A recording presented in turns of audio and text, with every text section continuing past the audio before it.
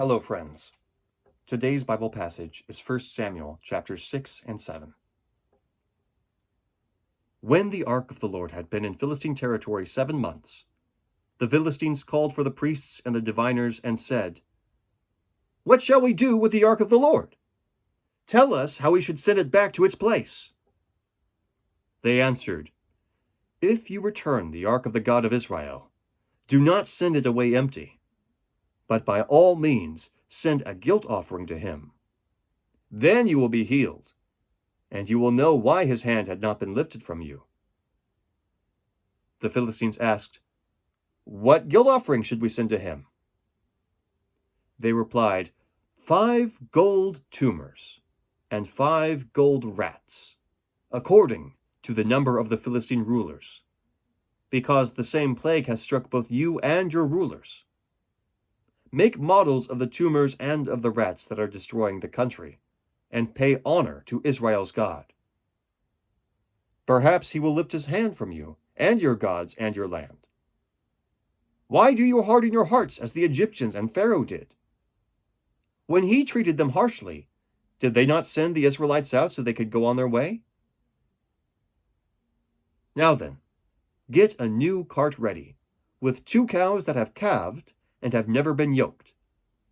Hitch the cows to the cart, but take their calves away and pin them up. Take the ark of the Lord and put it on the cart, and in the chest beside it put the gold objects you are sending back to him as a guilt offering.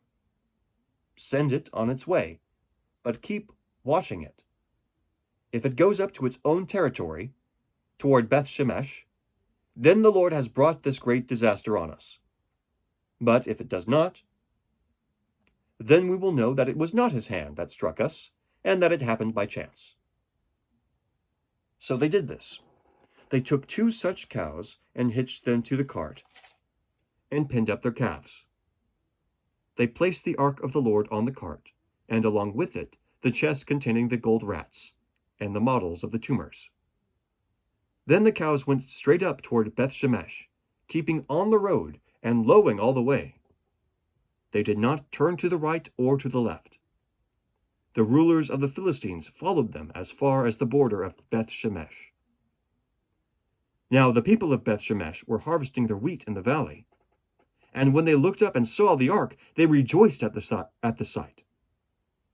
The cart came to the field of Joshua of Beth Shemesh, and there it stopped beside a large rock. The people chopped up the wood of the cart and sacrificed the cows as a burnt offering to the Lord. The Levites took down the ark of the Lord, together with the chest containing the gold objects, and placed them on the large rock. On that day, the people of Beth Shemesh offered burnt offerings and made sacrifices to the Lord. The 5 rulers of the Philistines saw all this, and then returned that same day to Ekron. These are the gold tumors the Philistines sent as a guilt offering to the Lord, 1 each for Ashdod, Gaza, Ashkelon, Gath, and Ekron. And the number of the gold rats was according to the number of the Philistine towns belonging to the 5 rulers, the fortified towns with their country villages. The large rock on which they set the ark of the Lord is a witness to this day in the field of Joshua of Beth Shemesh. But God struck down some of the men of Beth Shemesh, putting 70 of them to death because they had looked into the ark of the Lord. The people mourned because of the heavy blow the Lord had dealt them. And the men of Beth Shemesh asked, "Who can stand in the presence of the Lord, this holy God? To whom will the ark go up from here?" Then they sent messengers to the people of Kiriath-Jearim, saying, "The Philistines have returned the ark of the Lord. Come down and take it up to your place." So the men of Kiriath-Jearim came and took up the ark of the Lord. They took it to Abinadab's house on the hill, and consecrated Eleazar and his son to guard the ark of the Lord. It was a long time, 20 years in all, that the ark remained at Kiriath-Jearim, and all the people of Israel mourned and sought after the Lord. And Samuel said to the whole house of Israel, "If you are returning to the Lord with all your hearts, then rid yourselves of the foreign gods and the Ashtoreths, and commit yourselves to the Lord and serve him only, and he will deliver you out of the hand of the Philistines." So the Israelites put away their Baals and Ashtoreths, and served the Lord only. Then Samuel said, "Assemble all Israel at Mizpah, and I will intercede with the Lord for you." When they had assembled at Mizpah, they drew water and poured it out before the Lord. On that day they fasted, and there they confessed, "We have sinned against the Lord." And Samuel was leader of Israel at Mizpah. When the Philistines heard that Israel had assembled at Mizpah, the rulers of the Philistines came up to attack them. And when the Israelites heard of it, they were afraid because of the Philistines. They said to Samuel, "Do not stop crying out to the Lord our God for us, that he may rescue us from the hand of the Philistines." Then Samuel took a suckling lamb and offered it up as a whole burnt offering to the Lord. He cried out to the Lord on Israel's behalf, and the Lord answered him.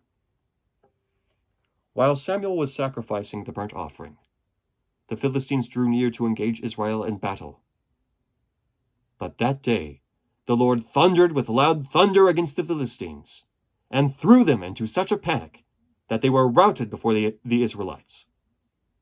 The men of Israel rushed out of Mizpah and pursued the Philistines, slaughtering them along the way to a point below Beth-kar. Then Samuel took a stone and set it up between Mizpah and Shen. He named it Ebenezer, saying, "Thus far has the Lord helped us."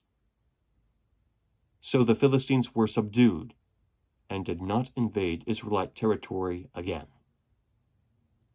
Throughout Samuel's lifetime, the hand of the Lord was against the Philistines.